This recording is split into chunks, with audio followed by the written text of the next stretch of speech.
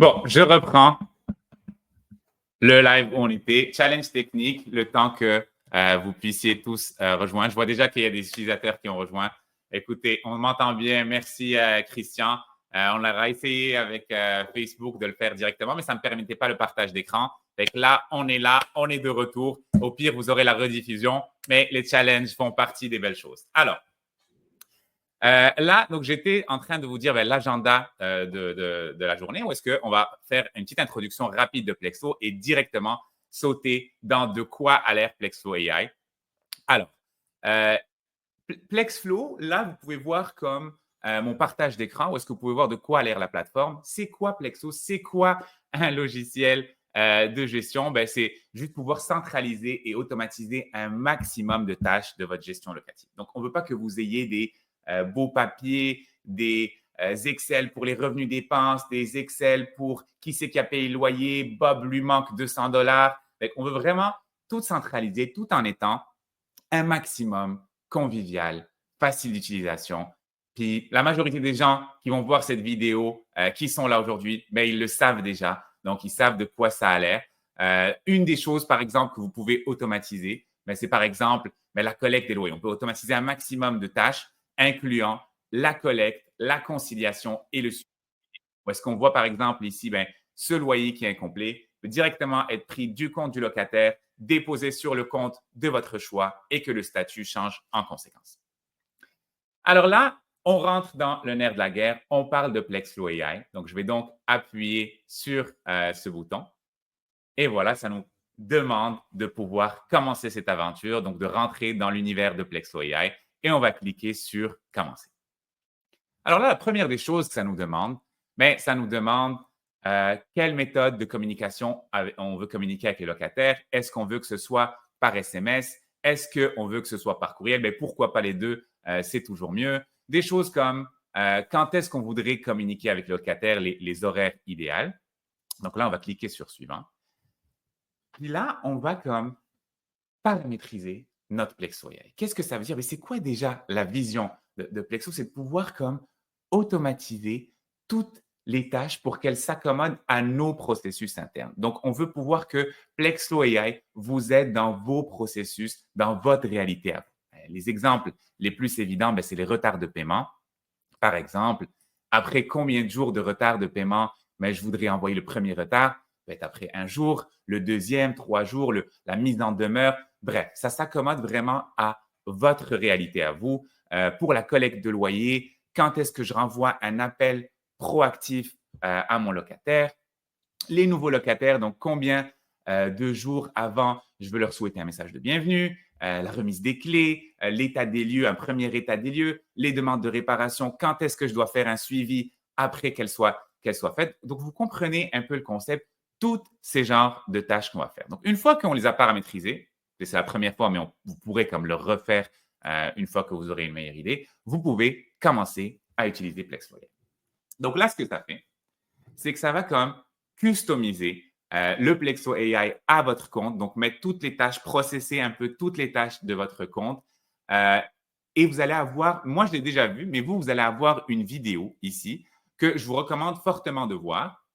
Puis pas oublier, dépendamment de la résolution, de l'augmenter pour vraiment pouvoir avoir une belle résolution. Puis je vous encourage fortement à aller la voir. Donc là, c'est configuré, on est dedans.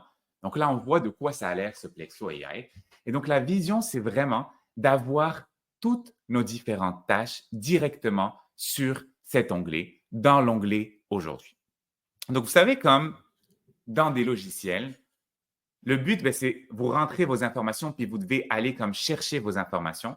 Bien, ici, la différence, c'est vraiment que l'information vient à vous. Donc, la vision, c'est que vous appuyez sur Aujourd'hui, puis ça vous donne comme toutes les tâches que vous devez faire. Là, on peut voir les différents types de tâches. Donc, on voit retard de paiement. Bon, je pense que vous y attendez à tous.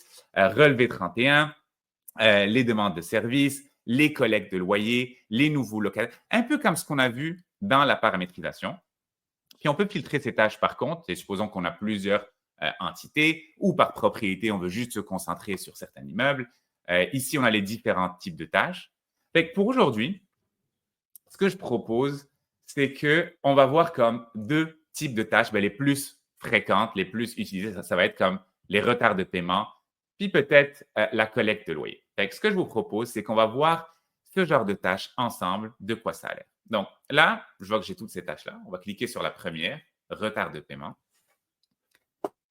Puis là, j'ai toutes les sous-tâches pour pouvoir terminer cette tâche de retard de paiement. Donc la première qui dit envoyer un premier avis de retard.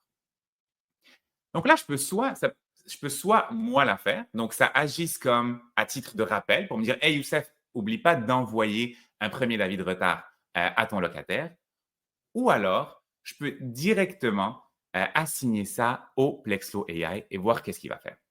Donc là, il va automatiquement générer cet avis de retard. Donc, que ce soit, vu que moi, j'avais demandé de le faire par courriel puis par SMS pour pouvoir l'envoyer directement au locataire. Puis, je peux comme garder un avis de regard, un droit de regard sur ces tâches en lui disant, écoute, j'aimerais qu'à chaque fois tu me demandes de le faire, ou je peux l'appliquer pour tous les types de tâches, dans le sens que ça ne me demande même plus. Je commence à faire confiance au système. Le système va rouler automatiquement, faire ces tâches sans que j'ai à m'en occuper. Puis maintenant, si comme c'est pas vraiment votre style, ce genre de courriel, puis vous voulez comme le modifier, mais ce que je vous propose, c'est de pouvoir créer votre propre modèle que le Plexflow AI pourra utiliser dès que vous aurez ce type de tâche. Exemple, on peut en faire un pour voir de quoi ça a l'air. J'ai déjà 3 tests, on va en faire un nouveau. Comme je vais l'appeler test 4. Puis ça va être pas nécessairement un avis de retard. Qu'est-ce que je pourrais mettre, par exemple, construction en cours. Merci d'emprunter la porte en arrière pour rentrer dans l'immeuble. On va mettre des fautes exprès. Genre, c'est exprès, c'est moi qui tape souvent des fautes, mais on va le blâmer sur que c'était le use case pour tester l'AI. Et là, je vais demander à l'AI de pouvoir rédiger ça pour pouvoir juste s'assurer qu'il n'y ait pas d'erreur, peut-être dans un ton professionnel. Donc là, on va, OK, bonjour, des travaux de construction sont en cours. Merci d'emprunter la porte arrière pour entrer dans l'immeuble. Un peu à la ChatGPT, ce qu'on a un peu l'habitude de voir. On peut mettre comme un sujet, comme ça serait construction, par exemple. Puis, contenu, écoute, que ce soit par email ou SMS, ça devrait être la même chose. Je lui demande quand même de le corriger. On n'est jamais trop sûr. Maintenant, ça devient tellement un réflexe avec tous les chats GPT de lui demander à chaque fois de corriger les fautes d'orthographe. Puis, je peux sauvegarder ce modèle. Puis, je peux retourner à la liste pour pouvoir utiliser ce modèle maintenant. Fait que là, je peux reprendre ces tâches puis dire, je veux que l'AI le fasse. Puis, à la place du modèle qu'il suggère d'habitude, mais j'aimerais faire le nouveau modèle qu'on vient de faire ensemble par rapport à la construction. Bon, dans ce cas-ci, ça ne fait pas de sens parce que c'était pour un avis de retard, mais je pense que vous comprenez le concept. Puis moi, ce que je fais maintenant que j'ai confiance, j'y vais tout le temps qu'il le fasse automatiquement, sans me demander, sans nécessairement avoir le droit de regard. Peut-être pour vous, vous commencerez le temps d'avoir confiance. Donc là, une fois qu'on a complété cette tâche, mais il y a la deuxième tâche qui serait comme obtenir le plan de paiement de votre locataire. Donc là, c'est vraiment une tâche que seul vous pouvez faire, pas le AI. On va aller à travers toutes les autres sous-tâches comme envoyer un deuxième avis de retard, la mise en demeure, réviser la stratégie, rassembler les documents nécessaires, remplir une demande légale au TAL. Encore une fois, c'est vous qui devez faire ça. Puis c'est plus à titre de rappel, mais on s'entend que ça serait incroyable que Plexflow AI, un jour, puisse ouvrir la demande de TAL automatiquement pour vous. Puis, si vous trouvez que ces tâches sont comme évidentes, et pour vous, c'est un automatisme. Chaque fois, vous me dites, écoute, je n'ai pas besoin de rassembler tous les documents, mais je le sais que je dois rassembler tous les documents. Donc, vous trouvez cette liste un peu exhaustive. Donc, c'est libre à vous d'aller le paramétriser en fonction de vos processus internes. Donc, je peux venir dire, écoute, pour les retards de paiement, rassembler tous les documents nécessaires, désactive-moi ça. Je ne veux pas nécessairement que tu me le rappelles à chaque fois. Super. Donc, là, on va retourner à notre tâche une fois qu'on a changé la customisation. Puis, on peut la compléter en complétant toutes les sous-tâches. Ce qui va se passer, c'est que là, si je retourne dans aujourd'hui, cette tâche vient de disparaître. Puis, elle vient d'être assignées à la liste de tâches qui ont été complétées. Donc, moi, ce que je pense pertinent, c'est vous montrer un autre type de tâche, comme la deuxième, ça serait comme la collecte de loyer, par exemple, qui est très similaire. Ben, déjà, on se pose la question, c'est quoi la différence entre une collecte de loyer puis un retard de paiement? Collecte de loyer, c'est un processus un peu plus, comment dire, proactif, dans le sens que c'est vraiment avant la collecte de loyer ou est-ce que ça demande à vos locataires d'avance qu'un loyer s'en vient, peut-être d'envoyer un reçu au locataire? Bien, on va le voir ensemble. Je vais cliquer dessus pour voir un peu les différents types de sous-tâches. Ça peut être envoyer un rappel amical avant le paiement, le jour du paiement, et ça peut envoyer automatiquement le reçu au locataire. Donc là, je vous ai montré comme les deux types de tâches, c'est les plus utilisés, qui ont le plus d'interactions avec le locataire. Mais il y a aussi les relevés 31, il y a aussi quand des nouveaux locataires embarquent, les demandes de service. Puis ça, il faut le voir aussi comme la V1. Donc, c'est notre première version qu'on lance avec ces sous-tâches-là et ces types de tâches. Mais imaginez, j'espère que vous êtes autant excités que moi de voir le futur de où ça s'en va. C'est que notre responsabilité, ça va être juste d'entrer et de saisir que le data est bien entré à jour, puis que tout peut être automatique dans le futur. Fait que c'est quoi comme la règle du jeu? C'est quoi le nerf de la guerre? C'est quoi le but de faire ça? Mais le but, c'est vraiment d'avoir zéro tâche ici. C'est de pouvoir comme clôturer toutes les tâches d'aujourd'hui.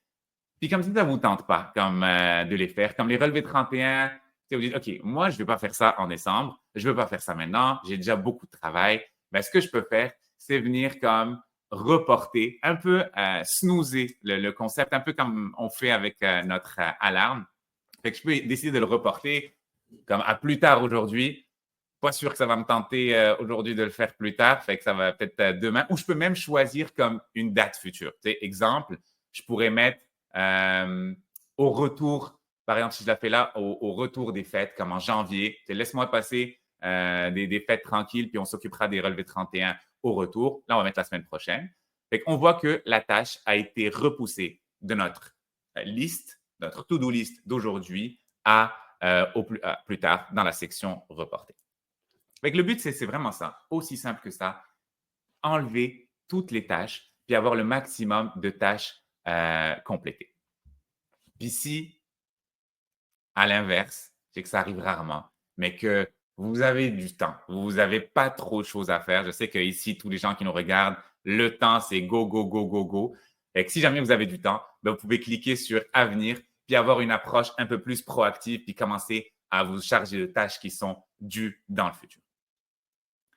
Fait que je pense que ça fait comme le tour de les fonctionnalités les plus utilisées. Vous allez pouvoir découvrir ça par vous-même. On ne va pas passer à travers toutes les fonctionnalités aujourd'hui. Je voulais juste vraiment vous donner le concept, un avant-goût, mais on va vous prendre en charge pour vous montrer comment l'utiliser. Je vois aussi qu'il y a quelques questions, fait que je vais définitivement m'attarder sur les questions pour pouvoir comme une fois que j'aurai fini la démonstration. Mais avant ça, j'aimerais vous dire comment accéder à PlexFlow. Comment vous pouvez utiliser PlexFlow. Comment vous pouvez l'utiliser sur votre propre compte. Donc, ce qu'on va faire, c'est que PlexFlow va vous envoyer un courriel. Je vais vous l'envoyer tout de suite. Donc, j'aimerais que vous me confirmiez que vous l'avez reçu. Donc, je vais vous envoyer un courriel tout de suite. Voilà. Ça devrait être entré. Vous devriez avoir reçu un courriel de PlexFlow en ce moment. Puis, qu'est-ce qu'il y a sur ce courriel? Il y a un lien qui va vous permettre, qui va vous poser des questions dépendamment de si vous êtes déjà un utilisateur de PlexFlow ou non, parce que l'intégration va être plus rapide pour quelqu'un qui utilise déjà PlexFlow. Puis là, vous allez pouvoir programmer une rencontre d'activation. Donc, c'est quelque chose d'assez court qui va être personnalisé où est-ce que je m'assurer de la faire pour vous, pour pouvoir vous aider, pour pouvoir vous prendre par la main, que vous sachiez comment est-ce que ça fonctionne, comment l'activer sur votre compte en particulier. C'est sûr que on est super content qu'il y avait beaucoup de demandes. Donc, on l'a fait comme on a bloqué la phase. Fait que si vous avez vous étiez inscrit à la liste d'attente dans le temps qui était imparti, ben, vous allez pouvoir y avoir accès. Donc là, simplement, vous avez dû recevoir le courriel en ce moment. Donc, vous pouvez comme le programmer directement. Super, je vois qu'Alexandre confirme qu'il a bien reçu le courriel. Parfait. Donc, comment on va le faire? En 2 phases. Première phase, ça va être, ben, il reste quelques jours avant le temps des fêtes. On a comme, c'est la semaine prochaine, moi, je l'ai complètement vidé pour le calendrier pour pouvoir déjà avoir plusieurs rencontres par rapport à ça. Donc, j'ai essayé aussi de ralentir sur les démos pour vraiment donner l'emphase à ça. Puis, vous allez voir qu'il y a aussi des disponibilités après le retour du temps des fêtes. Donc, je le sais que ce serait comme un bon gadget à avoir avant le temps des fêtes. Ça peut être vraiment le fun. Mais on s'y rendra, on s'y rendra. Puis, on ne veut pas comme que des milliers d'utilisateurs l'aient d'un seul coup. C'est pour ça vraiment qu'on a choisi les plus proches, ceux qui se sont inscrits à la liste pour pouvoir nous donner votre retour et qu'on puisse mieux le développer. Fait que, prendre un temps d'arrêt pour que vous puissiez déjà, vous, le voir, prendre déjà votre rencontre. Puis, ben, prochaine étape, ben, ça serait simplement de prendre vos questions pour pouvoir y répondre. Alors, Léa Gagnon, rendez-vous booké excellent pour jeudi, super. OK, rendez-vous, est-ce qu'on a des frais supplémentaires? Donc, c'est vraiment, on a Kathleen qui me demande est-ce qu'il y a des frais supplémentaires? Bon, bonne question. C'est vraiment du cas par cas, puis c'est quelque chose qu'on va pouvoir discuter pendant cette rencontre. Donc, ça dépend de où est-ce que vous avez, quel compte Plexflow vous avez. Il y a certains comptes qui sont tellement anciens qui ne permettent pas d'avoir une fonctionnalité dessus. Donc, c'est vraiment du cas par cas qu'on pourra discuter pour s'assurer de comprendre le nombre de portes que vous utilisez, votre use case en particulier, pour vraiment pouvoir vous donner une réponse qui s'ajuste à vous. Est-ce qu'on aurait d'autres questions ici? Je reprends. Je sais qu'il y a eu pas mal de commentaires. Peut-être que si vous pouvez me les reposer ici, on pourrait y aller avec ça. Peut-on revoir le lien? Absolument. Je suis désolé. Je sais que j'ai essayé de donner une chance à Facebook. D'habitude, on le fait toujours avec StreamYard, mais ils ne permettent pas de faire un partage d'écran. C'est plus un genre de live pour les influenceurs, pas pour les gens plus techno. Donc, on retourne à nos webinaires classiques. Parfait. Alors, Thomas, ben, peut-être que je peux même, tu sais, ce qui est cool avec ce genre de webinaire, c'est que je peux même afficher les questions. Pourquoi ne pas le faire? Alors, Thomas, pouvons-nous avoir un mode de communication différent par sous-tâche? OK. Alors, ce que je pense comprendre, c'est que, comme j'ai montré au début, ben, on pouvait communiquer avec les locataires. Ça pouvait être par SMS, ça pouvait être par courriel, ça pourrait être les deux. Mais maintenant, peut-être que… Donc, la réponse, c'est oui. Peut-être que vous vous demandez pour une sous-tâche en particulier. Exemple, dans la collecte des loyers, ben, le deuxième avis de retard, je ne veux pas qu'il soit nécessairement aussi officiel, puis je veux l'envoyer par SMS. Donc, oui, c'est une excellente question, Thomas. C'est quelque chose que vous pouvez faire. Vous allez pouvoir choisir un mode de communication par sous-tâche, dépendamment de l'importance et la priorité de cette tâche. J'espère que ça répond à la question. Donc, je vais masquer la question, puis on va aller à la dernière question. Je ne sais pas s'il y en a d'autres. Pouvons-nous, de mémoire, je n'arrive pas à… Alors, on a la question de Philippe. De mémoire, je n'utilise pas le service d'SMS dû à ces frais. Est-ce possible d'envoyer un message Plexflow en même temps que le courriel, invitant le locataire à aller voir sa boîte courriel? Donc, au lieu de email et SMS, ça serait email et message Plexflow. Excellente question, Philippe. Excellente question, mais que je n'ai même pas encore la réponse. Donc, est-ce que ça serait comme une possibilité de, à la place d'envoyer un SMS, envoyer directement à travers le compte, le profil Plexflow des locataires? Mais que ce soit le cas ou non, c'est une excellente suggestion. Donc, je prends cette question puis je l'amène directement à l'équipe Plexflow.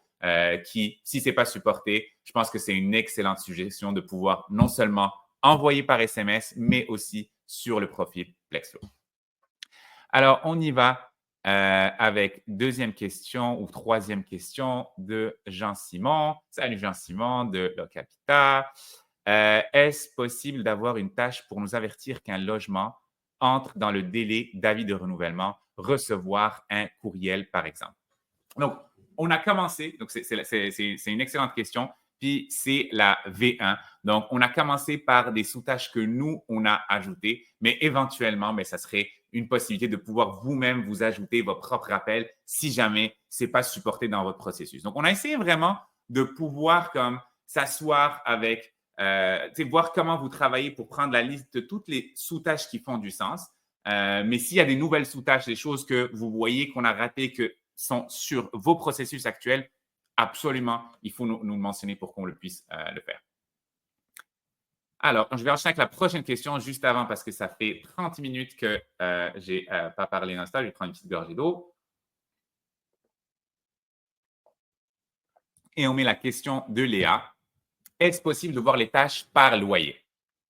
Super question. Fait que, oui, la question c'est oui. Donc, on peut les voir par entreprise, on peut les voir par propriété, donc par différentes entreprises ou différents sous-comptes ou différentes propriétés, mais on peut également les voir par loyer, donc par locataire. Donc, on va dire par exemple que je vais aller sur cette locataire-là. Je rentre directement dans l'unité. Puis, on a ajouté un nouvel onglet qui s'appelle Plexflow AI ici. Puis ça va te montrer toutes les tâches qui sont dues pour les. Mais écoutez, ici, on peut voir qu'on a une. Ça arrive d'avoir des super locataires. Fait que toutes les tâches ont été complétées.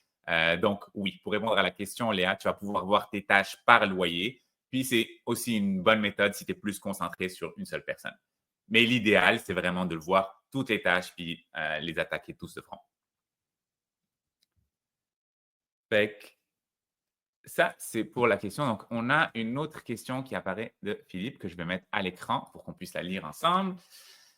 Est-ce que les sous-tâches sont archivées par unité une fois qu'ils sont complétés? Question de conserver un historique de notes. Alors, excellente question. Donc, je sais que les sous-tâches sont archivées ici dans l'onglet complété. Donc, on va pouvoir y avoir accès. Et effectivement, vu qu'on a ce module de Plexflow AI par compte global et par unité, mais on va pouvoir les voir aussi par unité. Donc, si je vais dans la même super locataire qu'on avait, par exemple, et que je vois que dans Plexflow AI, je vais pouvoir avoir le même onglet, donc toutes les tâches qui ont été complétées. Et que là, j'avais vu un retard de paiement qui est complété, par exemple, et qu'on va pouvoir avoir ces archives. Et que c'est une excellente question, Philippe. Puis même dans le futur, pourquoi pas, s'il y a certaines récurrences de choses qu'on devrait porter à votre attention, mais pourquoi pas que ça soit flagué par le AI directement. Alors, est-ce qu'on a d'autres questions ici? Je pense que je vais juste enlever cette question-là. Vous donner. OK, on a Thomas. Je vais juste la mettre. Donc, est-ce qu'on peut avoir plus d'infos sur chaque tâche ou une description de pourquoi chaque tâche, sous-tâche est importante? Alors, je vais juste la relire. Est-ce qu'on peut avoir plus d'infos? OK, je comprends. Excellent. Oui, absolument. Absolument. C'est déjà quelque chose qui a été pensé. Puis, c'est super intéressant que tu poses la question, Thomas. Je ne pensais pas que ça allait sortir comme question parce qu'on se posait la question, est-ce qu'on devrait le mettre? Est-ce que c'est trop d'informations? Mais c'est quelque chose auquel on a pensé. Donc, par exemple, quand on va dans une tâche, on peut simplement comme on dit, hover, genre juste mettre la souris dessus, puis ça donne un peu les objectifs de la tâche. Puis, on peut même avoir plus d'informations si jamais on clique dessus. Mais ça dépend de quel type de tâche. Mais quand il y a des choses légales, par exemple, on va avoir à gauche une liste de toutes les recommandations pour les tâches, pour cette tâche en particulier. C'est une excellente question. Puis la réponse, c'est oui. Donc, tu as non seulement l'objectif de la tâche, mais tu vas aussi avoir la disposition de toutes les tâches à la gauche ici pour te donner des conseils par rapport au TAL, aux choses comme ça. Alors, je vais juste mettre ici. Donc, je vais masquer la question. On a encore une question de Jean-Simon. Est-ce que ce sera possible de créer nous-mêmes nos tâches avec des automatisations custom, un peu comme Make ou Zapier? Donc, comme je t'ai dit, Jean-Simon, je pense que la question est en deux. Donc, créer nous-mêmes nos tâches, c'était vraiment par rapport au même commentaire avant que pour le moment, non, c'est des tâches qui sont fixées. Mais si tu penses à des tâches qui sont pertinentes, des choses qu'on a ratées, des choses que toi tu fais, puis je sais que aussi tu as d'excellents standards comme la majorité des gens qui utilisent Plexflow. Fait que si vous pensez à des choses, laissez-nous savoir, on va les inclure. Maintenant, pour Make Zapier, c'est quelque chose qu'on a dans les plans. On a toujours voulu ouvrir une intégration pour Make Zapier. On ne l'a pas encore fait pour le moment parce qu'on se challenge toujours à l'interne. On se dit pourquoi avoir une intégration ou est-ce que tu dois utiliser un autre logiciel. Donc, on préfère comme première façon de penser le faire sur Plexflow. Puis c'est vraiment quelque chose qui a complètement rien à voir, ben là, ouvrir l'intégration, comme tu dis, Make ou Zapier. À date, on n'a pas vraiment trouvé de use case, mais c'est dans les plans, sans date, on l'a dans les plans. Puis dès que ça sera le cas, on te laissera savoir. Puis tu me diras, je serais curieux de savoir aussi ton utilisation particulière de ça. Peut-être que c'est une idée qu'on n'a pas eu par le passé. Alors, on a une autre question de Immeuble TRT. Alors, quand pouvons-nous avoir accès à Plexo AI? OK, parfait. Fait c'est vraiment, je ne sais pas parce que je sais qu'il y a eu une interruption au début, donc peut-être que vous avez raté cette partie, mais vous avez déjà dû recevoir un courriel. Donc, pendant cette rencontre, un courriel qui vous demande de programmer une séance d'activation. Donc, je sais que ça fait longtemps que vous êtes avec Plexflow, donc vous êtes familier avec toutes les fonctionnalités. Donc, ça va être une rencontre d'une dizaine de minutes. Donc, juste voir votre compte à vous, les customisations et voir comment ça peut être intégré sur votre compte. Donc, à partir de ce lien, programmez la rencontre. Premier arrivé, premier servi. On le fait en 2 phases. Phase 1, avant les fêtes. Phase 2, après les fêtes. Puis c'est ça. Philippe Lemieux qui renchérit sur l'intérêt de Zapier ou fonctions similaires. Fait que tu as des supporters, Jean-Simon, je sais qu'on en a parlé aussi plusieurs fois par rapport à d'autres fonctionnalités. Fait qu'on est là pour vous écouter, puis on va prioriser ça en fonction des bonnes choses. Alors, je sais qu'à la base, ça devait être 30 minutes, mais on a commencé comme plus tard, 100% de ma faute. Fait que je déborde un peu. Fait que là, s'il y a d'autres questions, je pourrais en prendre peut-être une de plus, sinon clôturer ça. Puis, c'est qu'une première introduction, c'est qu'une première rencontre. Je vous revois comme dans la semaine prochaine avec toutes les différentes personnes qui sont intéressées. Donc, ça va être pas mal ma réalité pour les prochains jours. Vous voir, vous parler de Plexflow AI, voir comment ça pourrait s'adapter à vous. Je vois qu'on n'a pas d'autres questions. Fait que merci Jean-Simon pour les bons mots. On a tous hâte. On a tous hâte de voir ça. Moi aussi, j'ai hâte de voir comment vous, ça va vous aider. Fait que laissez-moi savoir. Merci beaucoup pour votre participation et je vous dis à très, très bientôt dans les jours qui arrivent. Merci. Bonne journée.